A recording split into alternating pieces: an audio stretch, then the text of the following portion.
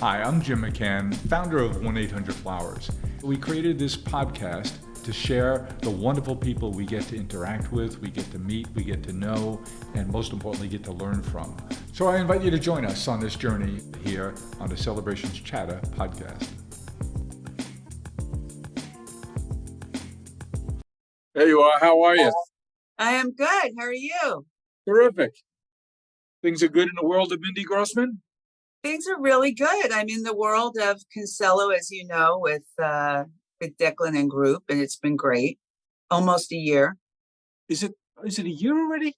My goodness. Literally, the company is just turning a year old. It's been otherworldly. So give us an idea what it's like. You had this amazing career in the apparel industry, taking all that, going to Nike, where you hit the ball out of the park, and then running different businesses, reinventing what shopping looks like, what live shopping, integrating in digital transformation, and all the roles you played.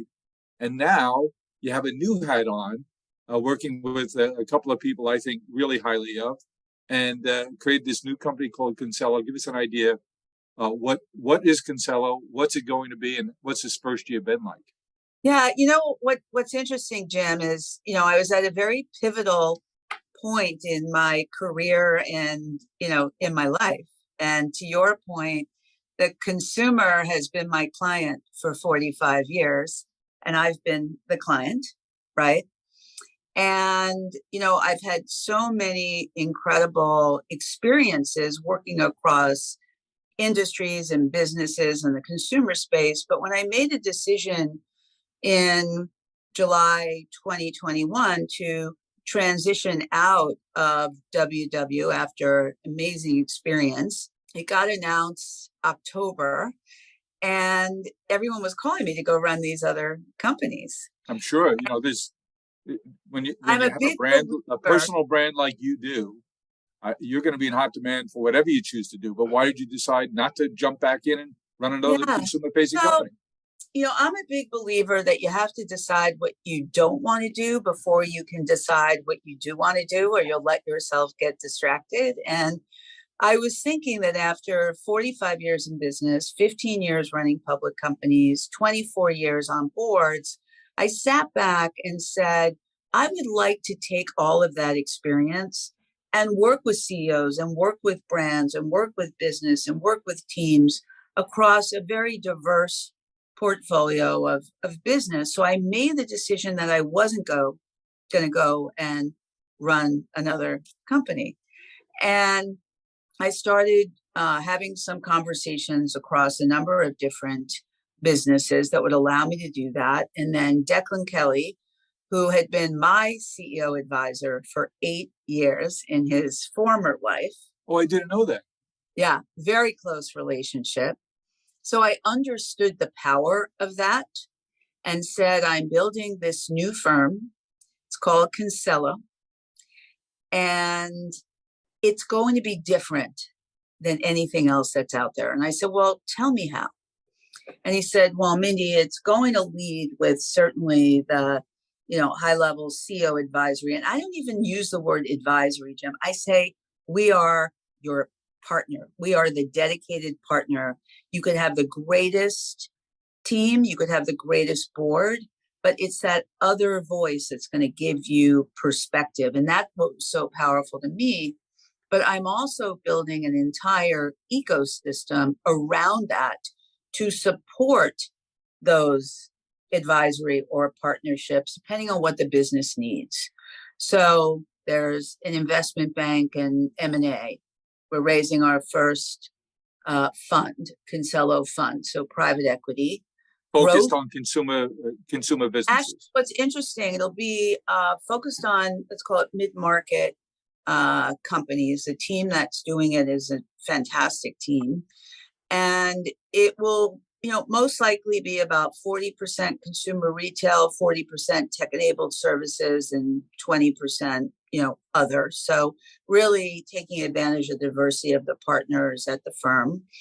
And then growth and business development, which is very, very powerful right now, as so many companies are rethinking not just their business strategy, but where their growth is coming from. Is it pipeline? Is it new business development? Is it partnerships? And that's what Janie Whiteside's running. And then we do digital asset advisory. We have Consello Tech. And we've really built, it's the partner group. And for me, I'm like you, I care who I work with. I care about the culture, and I care about the impact that we can make on not just business, but on the individuals and teams themselves, but ultimately on the consumer if we're doing it better. So It looks like the murderer's row there of the Yankees of old in terms of the talent you've assembled there to build Consello. yeah, it's a great group. And what's powerful is the diversity of the group, and whether it's diversity of their operating experience, the companies they've worked for. I mentioned, Janie and Siobhan McDermott, one of the leading experts in cyber.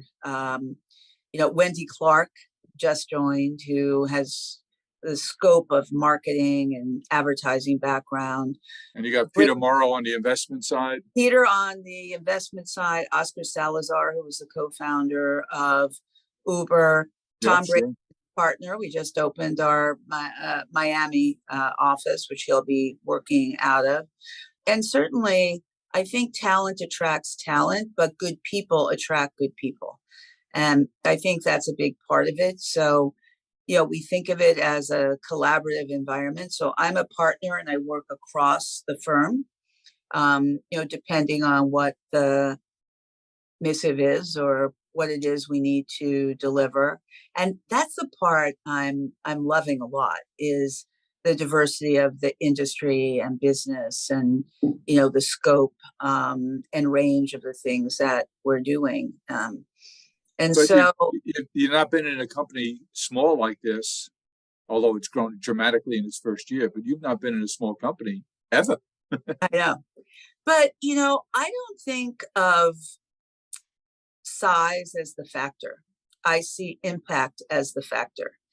And, I've made very unorthodox decisions in my career. When I left Nike, after 6 years, I was running the global apparel business. We were doing unbelievable, but I was doing this crazy commute between New York, Portland, out of the country. And, for, many reasons, I had to move back. And I love Phil. I've been gone for almost 20 years, a little less than 20 years.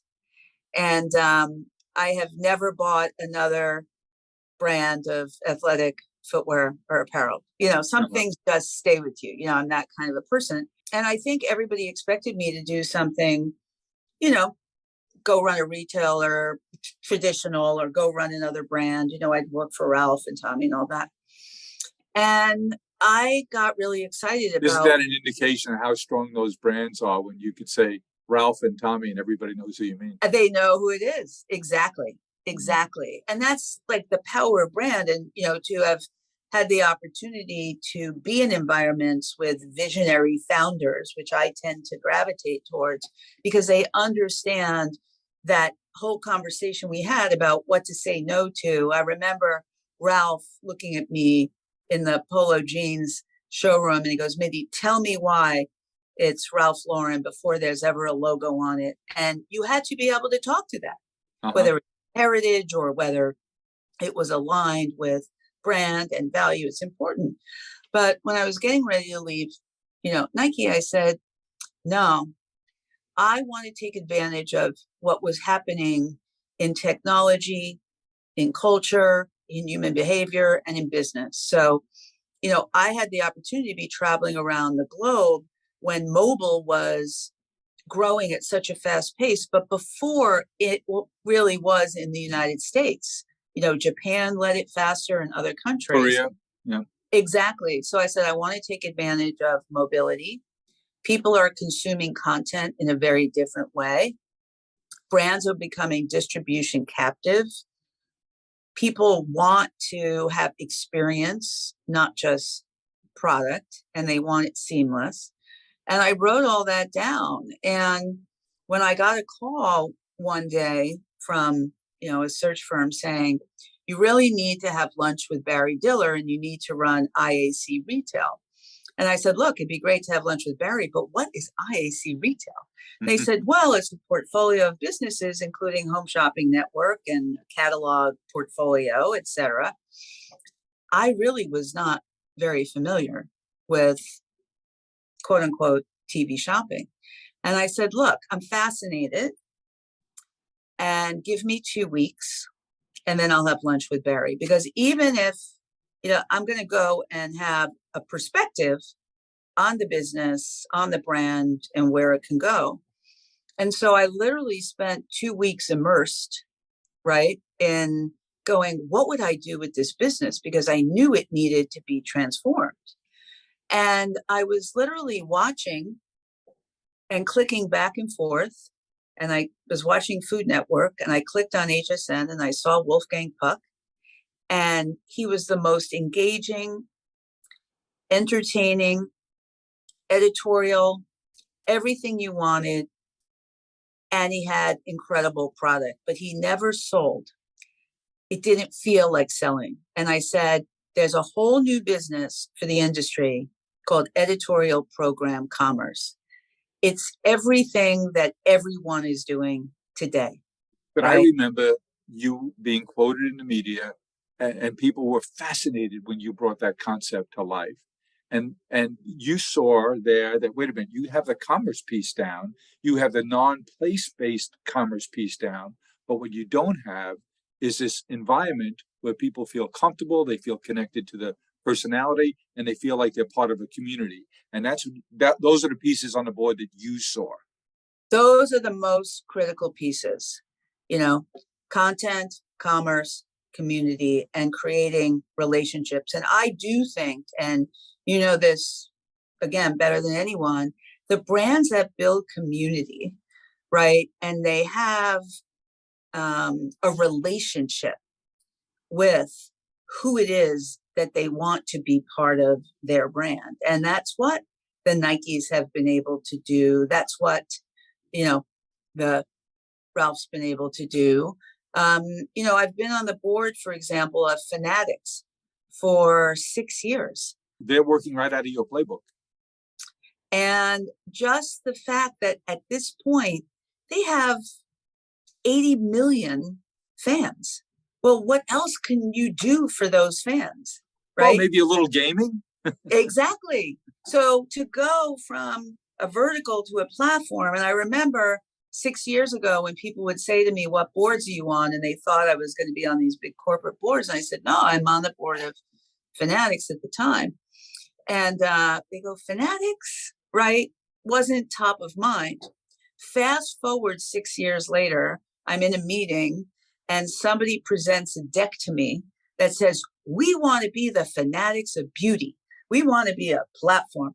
And that's when and that's why I'm so excited about what I'm doing today, because it's helping people think through, right, what is a pivot or what is a way to go from a vertical to a platform, or, how can we rethink how we can broaden our audience without alienating the audience that we have. Those are, really real things that companies are going through right now. And to be able to do that's been pretty exciting. Mindy, for people who get the chance to hear this and get to know you and what you're all about, how should they think about who should be working with Consello? And what should they think about in terms of the breadth of services that you would bring to the table? So I think that every CEO should have that partner, should have that voice that can communicate with them and can be there kind of as they're working through the strategies and everything else. That's so not from their board, relationship. because that's not the pure, someone who can be Yeah, the honest. and again, it sounding doesn't board. mean you don't have a great team and you don't have a great board, but there's a huge benefit to having that other voice who every day is talking to hundreds of CEOs, Yep. right? So that's the first thing. The second is because of the diversity of the partner base and the businesses they've run or have been connected to, you can really identify based on what the strategic imperative is, who can add value because they've had that experience in some way. And we're building long-term partnerships along the way. And, I am the least transactional person in the world. I've built my whole career on Not relationships. doing transactions. Yeah, yeah. And, I'm a growth and I'm growth transformation. I mean, that's what's exciting. And I think we're in a moment right now. It's a very uncertain moment. The average CEO is waking up in the morning and going, all right, what's coming out at me now? And so to have kind of the diversity of, what's happening, how is it going to affect me, and how do I stay focused on my business, but take advantage of all of this? And I think about it. I took HSNI public and did the spin out from IAC in August 2008, 2 weeks before the Lehman bankruptcy. Wow. First time public company CEO. I had a new board, hadn't worked with before, but I just looked at it and said, how do I use this as an opportunity and not go backwards, but lean in and go forward? And I remember having a meeting with my board and saying, look, there's going to be hard decisions we're going to have to make. Some of our very high-end catalog businesses were definitely going to have impact, but we had relaunched the HSN business year earlier and it was on fire. And I said, we need to invest But by more. the way, before that, you were told that that's a business that we're going to run for cash because it's on the downslope. Exactly. But you said, no, I don't think so. I was the 8th CEO in 10 years. Okay. So no, 8th CEO in 10 years. And you know what happens with that? Everybody's just waiting for the next one to go. So I had to change the culture in addition to relaunching the business. But I said to the board, we need to actually invest more. We need to protect the innovation team that's completely focused on mobility and video and commerce. And that's what we did. And we actually grew in 2008 and 2009. And the other thing, not some of the, but the HSM, which is a big part of the business. And the other thing I said is we cannot lose our loyal and passionate customer base. They come to us. We're a source of entertainment and relationship for them. And this is what we're going to do. There's never any bad news on HSN. They've got enough out there. We're going to make this a place, even if they can't spend right now, I want them to come and we should be the respite from whatever they're going through. And so Mindy, those days, you have a business that I'm sure people expected you were going to run for cash and that medium was dying. You had a different point of view, but you have, as you say, a new board you hadn't worked with before. And now you have to convince them that, no, we're going to invest in this. We're going to go in other directions. We'll protect the base, but we need to take capital and invest so that this isn't a dying business. It's a growth business. That was not an easy sell going into one of the tougher recessions we've ever seen. Yeah. I was very lucky to have Barry Diller as the supporter when I came to the company when we were still part of IAC and through the spin out. And one of the things that, I say is I believe as wholeheartedly as Barry does that risk-taking and boldness are the essence of transformation. And sometimes not taking the risk is ultimately riskier, right, than taking the risk and pivoting. And I think that's an easy thing to say, tough to do when you're in the trenches. But that's the environment where we're in now. And we ended up becoming the first brand to have video commerce on the iPhone. because we kept with those investments. And, that was also at a time that the retail community overall was really bifurcating the physical and the digital, right? And I remember being at my first National Retail Federation meeting and going, that's not going to work. And I was the only one that didn't have the physical footprint, right? Sure. So I had to look at things from the consumer back. And I said, with everything happening with digital and mobile and video, you have to be one cohesive approach to wherever the consumer is going to be. And I started speaking about that, externally, because if you remember when e-commerce first started, the stores and the e-commerce divisions thought they were competitors. They were. Right? In many companies, they were direct competitors. Exactly. And that's really, you had to start looking at it. None of it matters where, it matters what the consumer wants and where they're going to get the best value for themselves, whether it's the value of their time, the value of how they want to experience things. And it's not either or. And, fast forward to today, I mean, we still have some of those angst in the industry, but at the end of the day, we have to think about a complete holistic relationship with the consumer, building, to our earlier point, the commerce, the content, the community, and the purpose as a big part of it as well. Well, you took those lessons, Mindy, and you applied them at a surprise stop in your next, which was then called Weight Watchers. But everyone thought that was a dying brand too. And you said, once again, you said, no, I don't think so. And you took your bag of tricks, modernized them, and did the same thing at Weight Watchers.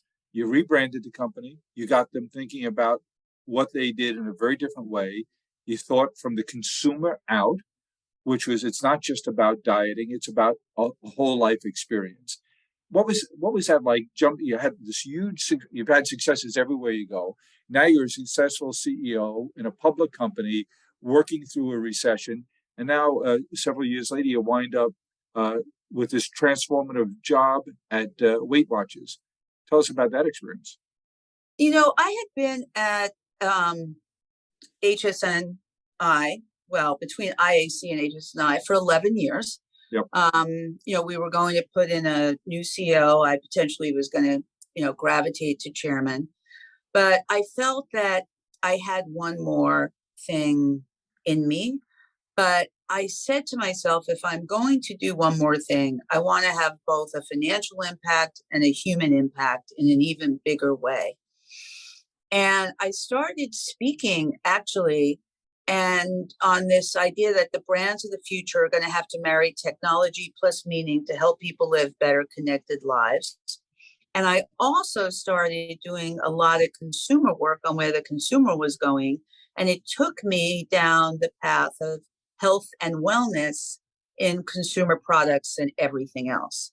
And so when I had the opportunity, I was asked if I would, meet with Oprah. She had joined the company as an investor and on the board, and really to help to bring the company forward and take a more holistic approach to not giving up our expertise in healthy weight loss, which still is primary, but giving people the tools to live their best, healthiest life across all the areas of health and wellness. And we spent a day together and had a very aligned vision of that transformation and what it could be. And how did we become a bigger part of people's lives, but also how powerful the community was. And that has always been at the core of the brand, but the brand needed to be tightened and refined at one point, but also broadened at another point to represent so much more. And, I can't imagine what that conversation at the first board meeting when you said, we have to do a lot of different things. And one of them might be change this extremely well-known brand. I know. But at the end of the day, the core of what the brand stood for was not going to change. The power of community, the power of science-based and healthy capabilities that you're empowering people to have. And, that's what we, launch, move forward. And, a lot of people remember because we affected so many people's lives, but the first 3 months, practically 2.5 months of 2020, we did a 9-city arena tour with Oprah. That's the new tool in your tool bag there is, yeah. You said we're going to do a touring event, and I'm sure the people around the table are going to go, what? Oh, yeah. And we literally filled between 20 and 40,000 people every Saturday from 8 in the morning till 4 in the afternoon, a full day between Oprah, other inspired speakers, literally giving people tools and physical, writing those in very specific inspiration books on how to live their best lives. And Jim, I will say that viscerally seeing people in a day cry or emotional, but walking out having made the determination that they were going to go forward and live a better life. And that to me was, everything, because, if you can touch an individual and you can empower them to lead a better life, why else are we doing what we're doing, and that's the positive, whole thing of impact. And, I have 3 words that I've always lived with my whole life when I make decisions. Am I passionate about it? Is it purposeful? And will it have impact? And I think you can have impact in your first role. And, if God willing, you have a platform and you've built that platform and you have a voice and you have a capability and you don't use it for purpose and impact, then why'd you do it in the first place? There's no day like a birthday. It's a time to celebrate. Every year, every wish that brought you to this point. Wrapped in birthday love, toasting a future as bright as the moment before you. The best gift is each other. You seem like you checked all 3 of those boxes at WW. And what made you decide, okay, I'm done in the active role now. Now I want to spend my time and energy bringing what I've learned to a broader audience and not just a single company. So to give you, perspective, I thought that time in 2008 was going to be my greatest crisis. Little did I know that there was another one that was going to come down the road. The finale of the tour was March 9th in Denver. Monday, March 9th. Okay, actually it was Saturday, so it was March 7th. Flew back Sunday, and that Wednesday had to make the decision to shut down. Okay. Wow. Not just our offices. We had 30,000 physical workshops a week. Sure. Silly, I wasn't thinking of that. Yeah. 13 different countries. And I immediately pulled the team together and go, we cannot leave our member alone. We may have to close our studios, but we have to move every single one of those workshops to virtual. We may not get new people signing up for workshops, but we cannot leave our members without support. I called Eric Wanted Zoom. We took the product team, the tech team, the operations team, the marketing team. We galvanized.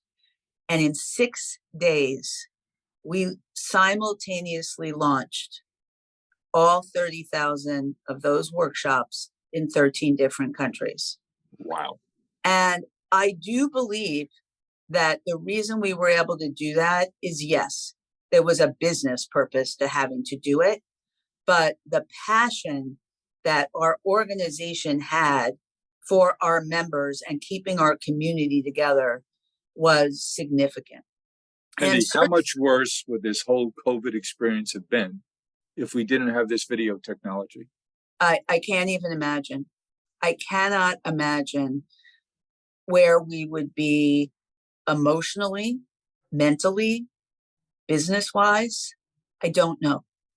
And that's, the power of technology and how to utilize it in a human way. It really taught us so much.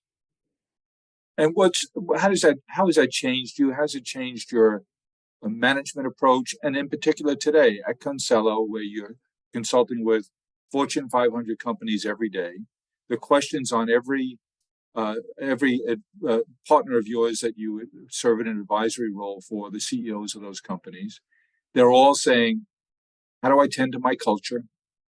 How have our priorities changed? How do I handle this remote work, which is different from community to community, country to country? How do I develop people? How do we take care of our consumer? And by the way, where the opportunities of the future, shopping, the consumer, how important relationships and community are. That's so much tougher in some ways and easier in other ways when you're deploying video technologies. And they say to you, Mindy, how are my consumers going to connect with me in the future? Yeah. And the future is next month, next year. Yeah. We all learned a tremendous amount during COVID. Okay. And when we pivoted all of those to virtual, we also made a commitment more broadly that we needed to keep community together. So we actually did 3 virtual versions of that tour. Okay. And with Oprah, and we'd have different themes, on 3 separate ones. Well, that enabled us, right, to have people all over the globe, not just the ones that came to North America in, the stadiums. We were able to bring people together at a time when they really needed, and you saw the power of that. So that's the positive nature of the virtual. And I worked so hard with my team to keep our culture together.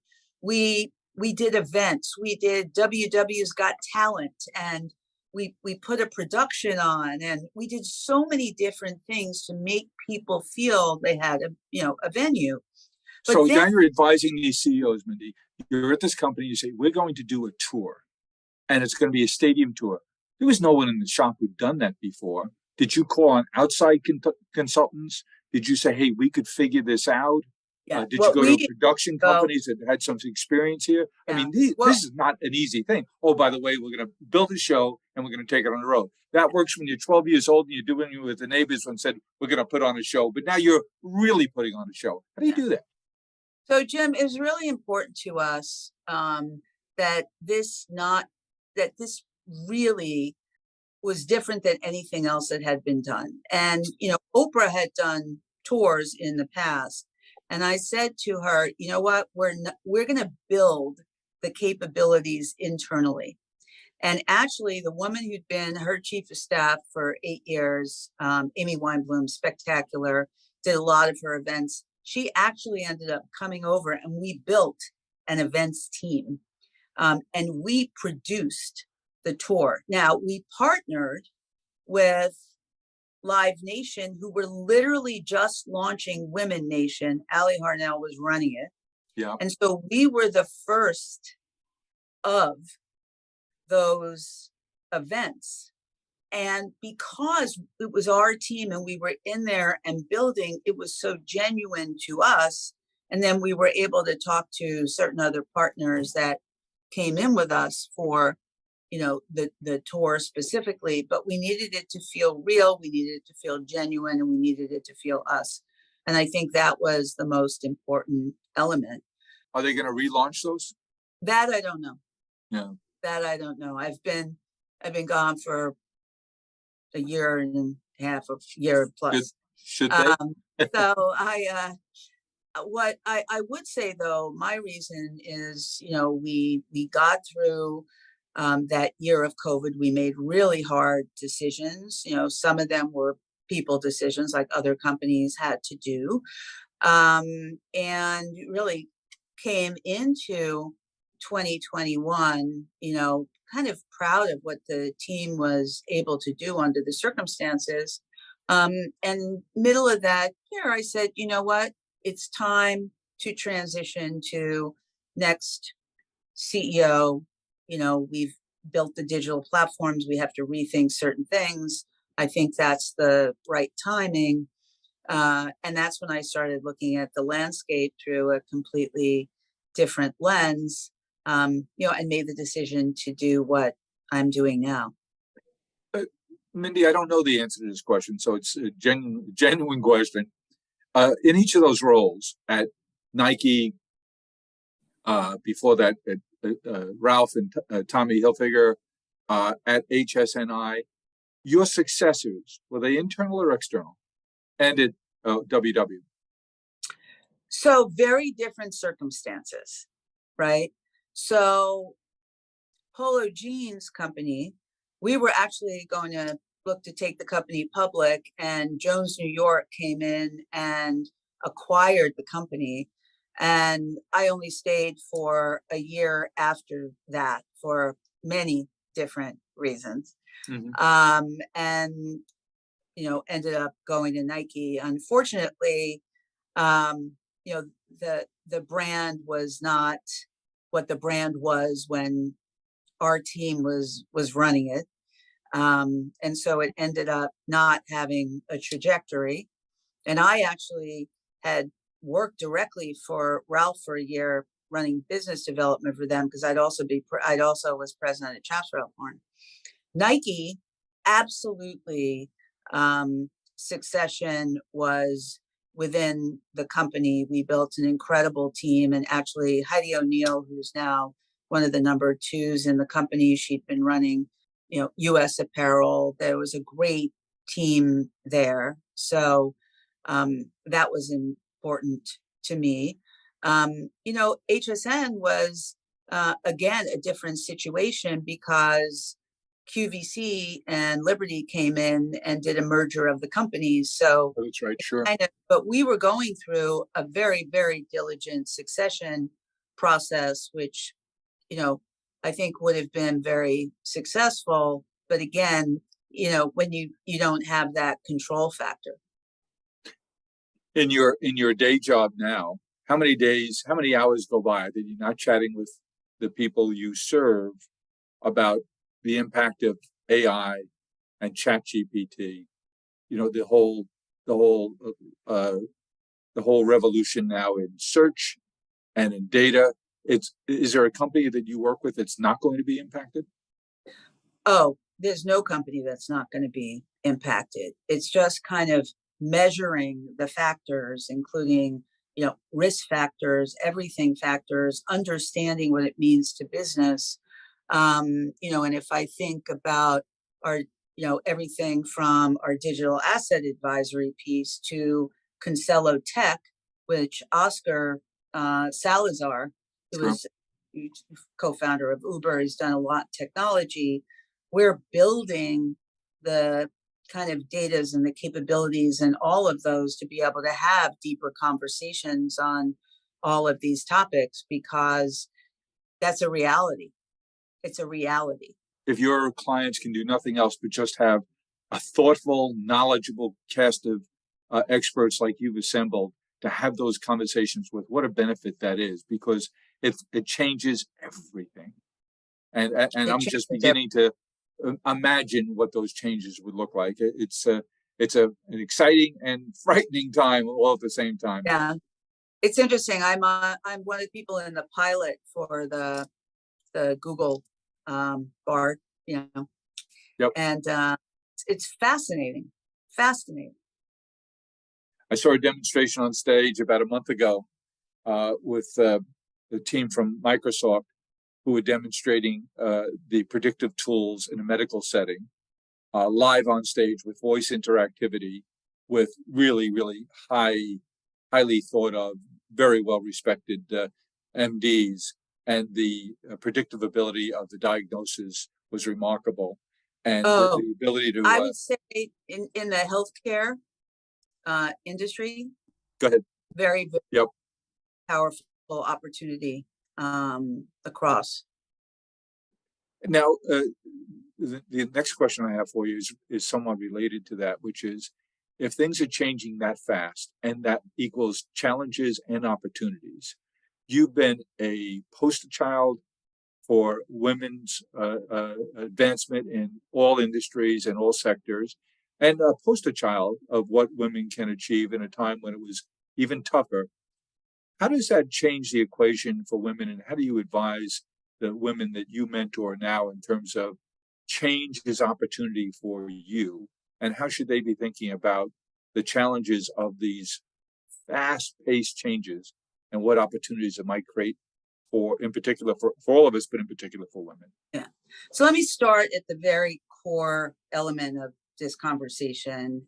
I have been a very outspoken person on the critical need of diversity for business success, for innovation, for, and for example, when I was at Nike 2000, I started their first women's leadership council. We did a whole assessment of inclusion. I was very fortunate, early in my career to work for amazing designers like Jeffrey Banks, like Willie Smith, who kind of redefined the 80s of fashion and culture and intersections. And I've always that's the most important piece, I think, was that's the first time you started to see the intersection. It wasn't fashion is out here and culture is here. Boy, they were jammed together. Complete intersection. And so, I've been very outspoken on this. It's, like when Franz Johansson wrote his book when he was at Harvard, it was early, like around 2000, on the Medici effect, how diversity drives innovation. And I've just always believed in that. And, it still bothers me, infuriates me to this day. Yes, we've made progress, but we're not near where we need, to be. And if you think of diversity, you've got age, race, gender, ethnicity, life stage, diversity of thought, diversity of experience. I mean, all of that. And, if you're going to be, a CEO and you don't surround yourself with a diverse team and diverse voices and diverse experience, you're not ultimately benefiting the shareholders, right? Because there's pure empirical evidence that diversity in the workforce leads to better business outcomes, over time. But I think it's important to underline what you just said about when people say diversity in all its facets is important. But people tend to think, oh, it's just about color. It's not. I also think that specifically around the issue of women in the workforce today, yes, I think that it's not like what it was when I started in 1977. I remember when I became president of Chaps Ralph Lauren, I think I was the first female to run a menswear company. Is that right? Oh. And you were a kid. I was a kid. And, I remember at one point around that time, I was interested in potentially running a women's company. And I was told, well, you don't have women's experience. I go, wait a second. Every single CEO of a women's wear company is a guy. So tell me why. But this is the kind of stuff that, we're dealing with. And I do think that it's really important, to use our voices within a company and externally to make sure that these environments are going to support women, going to support, all employees. I think when I was kind of growing up in industries, there were so many women that felt they had to be two of themselves. They had to be their home self and they had to be their work self. And I always felt it's complicated enough being one Mindy. I can't imagine trying to be two. And I tried to set an example. I brought my daughter into work. I did leave when I had to go do things, but I also did crazy commutes, but everyone's individual. I also felt that you need to create an environment within the company that's not just having women's groups. You need allyship. You need all people looking to embrace and support and make sure that others are successful. And I've been very outspoken on the fact that I believe the reason that I've been successful because I focused on making other people successful. Yeah. And that's what I really tried to do. And I feel if you do that, certainly it's going to make them more successful. It's going to make you more successful. It's going to make the company more successful. But this idea today of allyship at all levels is really important. So it's not just, women talking to women, right? It has to be fostered from the CEO and from the teams that this is a business imperative and it's going to be very important to the future of, our brand and our business. The other thing it allows for, I love this expression that you want to be able to surround yourself with a team where you're comfortable having productive discomfort, right? So you have to have respect for one another. You have to be able to listen to voices because you've got to have hard conversations or you're trying to solve tricky problems. But if you have the respect and you bring people together and you have the right culture, you're going to get through that and you're going to come out with an aligned outcome, which is the most important thing. Because the worst thing that could happen in a business is you come out and you've made a decision and somebody goes back to their team and go, well, it really wasn't my decision, because that is destructive, Yes. right? You want to be aligned and you want to be surrounded with the right voices and the right team. Mindy, you've worked with some giants, Phil Knight, Ralph Lauren, Barry Diller. Some of them have a reputation of not being the most congenial in the workplace. What common elements did they have that made them so successful, and what did you take from them, learn from them? So, when I look back throughout my career across everything, across sports, across, the people I've worked for, there's something about a visionary founder, right? Like I like to say, I've not been the entrepreneur, but I feel like I'm an intrapreneur because I've been around You make so their much. dreams come true. Yes. And it's their vision. And it's the fact that they have a discipline on what to say no to. They have a purpose filter for their brand. They're not thinking of tomorrow. They're thinking of the impact of their brand forever, right? And how are they building that? And how are they creating the relationships? And how are they making the right decisions on behalf of that? And so, if I look at Phil, right, when he came back, when, I joined the company and they came out with their new mission and vision to bring inspiration and innovation to every athlete.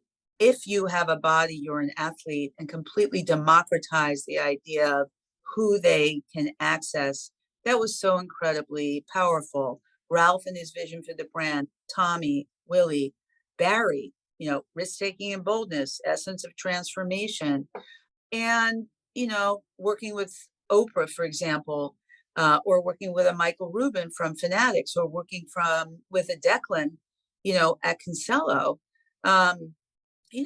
These aren't shy people. Not a These one. people who have a real vision and point of view. And I But what a love testament to you that those giants and innovators have all turned to you to say, this is what I want to be. let's make sure we get there. That's quite a testament to your skills that you've developed, your leadership, your capabilities. It's remarkable. And I guess the last thing we'd ask you to do today is, with all that you've done and all that you've achieved and all you've learned, right now your job is to help companies see the future. What three things are on your list that you want to talk to your clients about from a trends point of view to help them to get ready? Yeah, if you think of, all of the areas that we touched on today, certainly the implications of technology, right? And it still goes back to technology to create meaning and be of greater service to who you want to be at. So how are you thinking about all the implications of technology and data and, on your business? Where's the consumer going, and how are you ensuring that you have a pulse on that? And certainly some of that goes back to technology. And third, how are you thinking of your business for the future, not just today? And what are the risk capabilities that you'll manage? What is your ability to have pivot capabilities as you go on this path? And are you thinking big enough and broad enough around what you feel your ultimate opportunity is? And all of those things are really important. Oh, what a gift it must be to be able to pick up the phone and have you at the other end of it, Mindy, for all those lucky clients of yours who get to tap into you and the network of knowledge that you have there at Consello. It's an amazing it's amazing assemblage. I'm a fan of so many of your partners, and thank you for sharing your story, your experience, your wisdom with us today.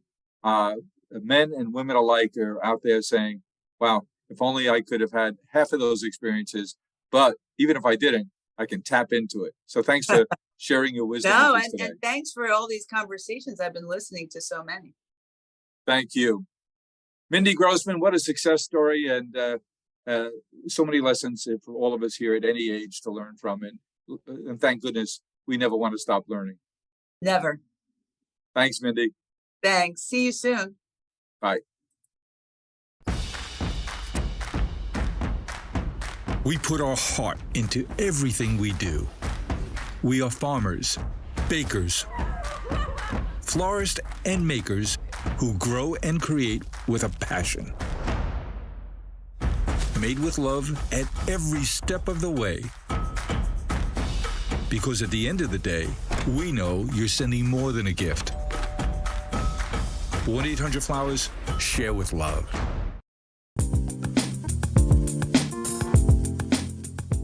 Well, I hope you enjoyed what you heard, and I know I'll be sharing it forward. I hope you get to as well. Let's keep the conversation going. Follow me along on Twitter at Jim1800Flowers and on LinkedIn at Jim McCann. Hope to talk to you soon.